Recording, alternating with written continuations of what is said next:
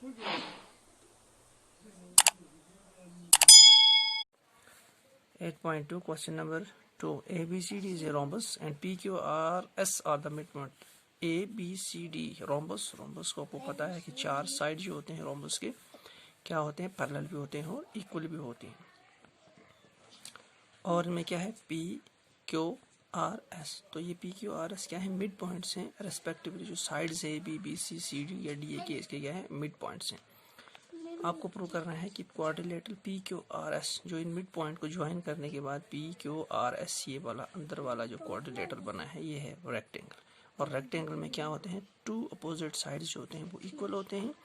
और यानी ये वाला हमें PQRS रेक्टेंगल बनाना है और इसके जो पता है हमें रेक्टेंगल्स में क्या होते हैं, अपोजिट, और ये साइड इक्वल होगा, ये इक्वल होगा, और उनके जो एंगल्स होंगे, फोर्स जो एजेस पे एंगल बनते हैं वो भी क्या होंगे, 90 डिग्री के होंगे।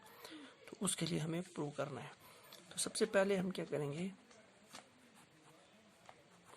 हमने पिछले क्वेश्चन में प्रॉपर्टीज पढ़ी थी कि जब किसी भी ट्रायंगल में अगर हम लेते हैं, फॉर एग्जांपल हमने ये ट्रायंगल लिया ADC, तो ये वाला उसमें एक डायगोनल है, यानी ADC जो है ये ट्रायंगल बन गई। इस ट्रायंगल में अगर इसके दो साइड में मिड पॉइंट है और मिड पॉइंट को ज्वाइन करने के बाद जो लाइन होती है वो थर्ड के पैरेलल होती है और उसके हाफ होती है। ये हमने पिछले उसमें भी हमने पढ़ा था। तो ये एक प्रॉपर्टी होती है। इसी तरह से आप जब ADC में देखेंगे तो ये इसके पैरेलल भी है, इक्वल भी है। फिर अगर आप इस ट्रायंगल में देखेंगे DBC में, तो ये वाली लाइन इसके पैरेलल भी है और हाफ है।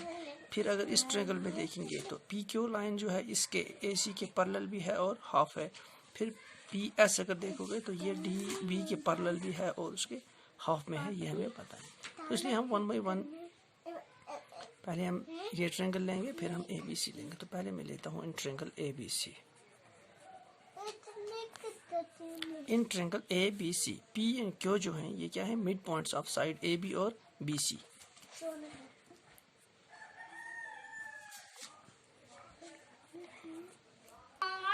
हाँ चुप शोन का। तो हमने लिखा था इन ट्रायंगल ABC P और Q are the mid points of the side AB and BC। P और Q साइड AB का मिड पॉइंट है और BC का मिड पॉइंट है Q। तो जब ऐसा होता है तो ट्रायंगल में अगर ऐसा होता है जब मिड पॉइंट्स, तो क्या होते हैं कि जो इनको ज्वाइन करने से एक लाइन बनती है। कौन सी लाइन बनी, PQ। तो PQ क्या होगी, थर्ड साइड के पैरेलल भी होगी, PQ जो पैरेलल भी होगी, और PQ AC के हाफ होगी, और PQ जो होगी AC के हाफ। इसको रखेंगे इक्वेशन नंबर फर्स्ट नाम। इसी तरह से अब इस साइड में चलते हैं। सिमिलरली इन ट्रायंगल ADC तो यहाँ पर भी S और R क्या है, मिड पॉइंट्स हैं साइड DC और AD के। तो SR जो है ये हो जाएगा AC के पैरेलल भी और इक्वल हो जाएगा इसके हाफ ऑफ द AC। बिल्कुल सिमिलरली इसी तरह से, तो उसको हम लिख लेते हैं। तो इसी तरह से सिमिलरली ADC में क्या हो गया, SR जो होगा वो पैरेलल, ये पैरेलल है, यहाँ पर H नहीं है, पैरेलल होगा AC के, and SR half of AC। तो ये SR जो होगा हाफ ऑफ AC, क्योंकि हमारे पास ऐसी एक फार्मूला, एक रूल, एक थ्योरम आती है। तो इसको मैंने रखा इक्वेशन नंबर 2। अब अगर आप देखो फर्स्ट और सेकंड से आपको क्या सामने आया, देखिए PQ AC के पैरेलल है और SR भी AC के पैरेलल है। तो AC अगर कट करेंगे तो PQ पैरेलल हो जाएगी SR के। इसी तरह से PQ हाफ ऑफ AC है और SR भी हाफ ऑफ AC है, तो ये दोनों कट हो जाएंगे राइट हैंड साइड। तो लेफ्ट हैंड साइड में क्या बचा, PQ इज इक्वल टू ऐसा है। तो PQ पैरेलल भी AC और PQ पैरेलल SR और PQ is equal to SR। तो इससे क्या आया, PQ जो है वो parallel SR and PQ is equal to SR। तो PQ जो है पैरेलल है SR के भी और PQ इक्वल भी है SR। जब ऐसी सिचुएशन होती है पैरेलल और अपोजिट साइड इक्वल भी हो और पैरेलल भी हो, तो उस डायग्राम को हम क्या कहेंगे, ये पैरेललोग्राम है। तो हम क्या कहेंगे, therefore PQRS is a parallelogram. इसका मतलब क्या है, PQRS जो है क्या है, पैरेललोग्राम। अब लेकिन हमें प्रूव करना है कि ये PQRS इज रेक्टेंगल। पैरेललोग्राम तो रेक्टेंगल भी एक किस्म का पैरेललोग्राम होता है, इसके अपोजिट साइड पैरेलल भी होते हैं, इक्वल भी होते हैं। सिर्फ शर्त क्या है कि उसका जो कोने में जो एंगल्स बनेंगे PQRS, ये हमारे पास क्या होंगे, 90 डिग्री। एक आध अगर एंगल आपके पास 90 डिग्री का आ गया तो उसे हम कह सकते हैं कि ये जो है कह सकते हैं कि क्या है, ये रेक्टेंगल है। अब आपने जैसे आपने पी क्यू और एस आर को क्या किया, आपने पैरेलल किया इक्वल, इसी तरह आप ये ट्रायंगल और ये ट्रायंगल लेके आर क्यू और एस पी को भी पैरेलल कर सकते हैं, या लिख सकते हैं similarly R Q is equal to S R and R Q parallel S P, तो ये भी आप लिख सकते हैं। अब हमें प्रूव करना है रेक्टेंगल। अब हम देखिए, we know that diagonals A C and B D of a rhombus intersect at right angle. हमें पता है, हमने पढ़ा है पिछले चैप्टर में कि जब एक रोम्बस होता है उसको जो डायगोनल्स होते हैं वो मीट आउट करते हैं एक जगह पे जहाँ पर 90 डिग्री के एंगल, यानी सब चारों साइड में एंगल बनेंगे 90, यानी ये वाला angle A O D, D O C, C O B और ए ओ बी, सब एंगल्स बनेंगे 90 डिग्री। मैंने यही यहाँ पे लिखा है, angle A O D, D O C, C O B सब कितने हैं 90 डिग्री के, ठीक है। अब आप देखिए, अगर हमने अभी प्रूव किया फर्स्ट और सेकंड में कि पी क्यू जो है पैरेलल है किससे, ए सी के, और हाफ ऑफ क्या है, तो अगर पी क्यू जो पैरेलल है ए सी के, ठीक है, पी क्यू जो है वो पैरेलल है ए सी के, पी क्यू जो है, अगर देखिए अगर पूरी लाइन पैरेलल है तो आधी लाइन भी क्या होगी, पैरेलल होगी। तो हम कह सकते हैं देयरफॉर, हम इसको लिखेंगे M Q, M Q is also parallel to, यहाँ ओ है यहाँ एन है, तो ये छोटा टुकड़ा इसका और इतना हिस्सा भी क्या होगा फिर पैरेलल होगा, ठीक है। तो अगर एम क्यू पैरेलल है ओ एन के, तो अगर दो साइड्स पैरेलल हैं तो कह सकते हैं, हम भी कह सकते हैं, वी कैन से कि एम क्यू एन ओ जो है, therefore M Q N O is a parallelogram. M M Q N O, यानी ये भी जो है ये छोटा सा टुकड़ा, ये भी क्या होगा फिर पैरेललोग्राम, क्योंकि अगर पूरी लाइन पैरेलल है तो आधी भी क्या होगी पैरेलल। इसी तरह से अगर ये लाइन इसके पैरेलल है तो इसका मतलब है ये टुकड़ा और ये टुकड़ा भी क्या होगा आपस में पैरेलल होगा। सिमिलरली एन क्यू जो होगा, एन क्यू वो भी पैरेलल होगा किसके, M O, M O, similarly N Q is equal.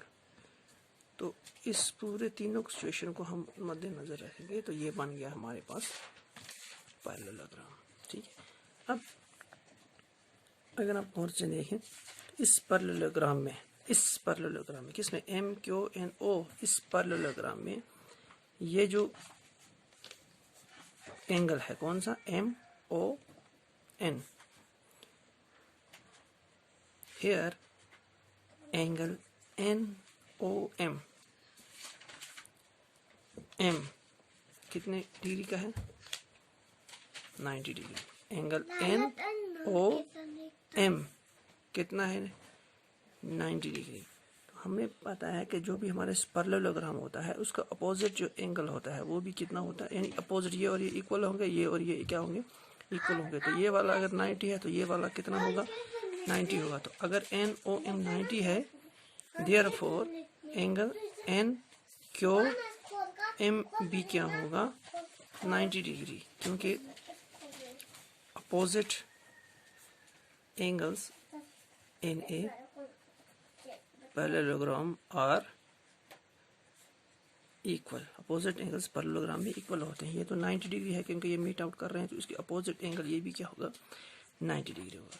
अब सिमिलरली आप देखेंगे, अगर आपने N Q M line, N Q M पे अगर एंगल आपका क्या हुआ है 90 डिग्री, तो इस एन को अगर एक्सटेंड करेंगे तो क्या हो जाएगा, तो मैं इस एन को यहाँ एक्सटेंड करता हूँ तो ये बन जाएगा एंगल आर, क्यू अपनी जगह, और एम को एक्सटेंड करता हूँ यहाँ तो ये कितना बन जाएगा R Q P is equal to 90 degree. अगर आप देखें कि ये आर क्यू पी अगर 90 डिग्री है तो ये आर क्यू और क्यू पी किसका साइड है, parallelogram P Q R S का। तो आर क्यू पी 90 डिग्री, तो इसका मतलब ये हो गया कि इसके अपोजिट अब कौन सा एंगल है S, R S P, therefore also angle R S P, angle R S P is equal to 90 degree, ठीक है, तो इसको लिखेंगे हम क्यों, opposite angles in parallelogram P Q R S, यानी पी क्यू आर एस का ये वाला जो एस है वो क्यू के अपोजिट, यानी आर एस क्यू के अपोजिट कौन सा है, आर एस पी। तो इसी तरह से हमें ये प्रूव, तो अगर आपके पास कोई एक एंगल भी अगर आपके पास ये प्रूव हो जाता है कि 90 डिग्री का है, तो उस क्वाड्रिलेटरल को हम कह सकते हैं कि ये क्या है, रेक्टेंगल। क्यों, ये तो हमने प्रूव किया है कि पी क्यू इक्वल है एस आर के, और दूसरे साइड सिमिलरली हम आर क्यू इक्वल होगा एस पी की। अगर बिल्कुल सेम फार्मूला अप्लाई करें तो ये साइड इसके इक्वल, ये साइड इसके इक्वल, उससे हमने प्रूव किया पैरेललोग्राम। अब जब पैरेललोग्राम हमारे पास आ गया तो सेकंड सिचुएशन में हमें प्रूव करना था कि इसका एक आध एंगल 90 डिग्री का, तो वो भी हमने प्रूव कर दिया कि एंगल क्यू जो है 90 डिग्री का है और इसके अपोजिट वाला एंगल भी क्या है, 90 डिग्री का। तो सिमिलरली आर और पी भी क्या होंगे, 90 डिग्री। तो इससे ये पता है। Now we can say,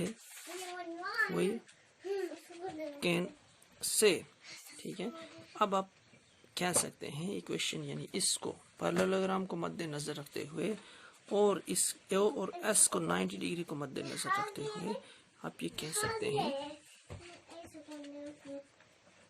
parallelogram P Q R S is a rectangle.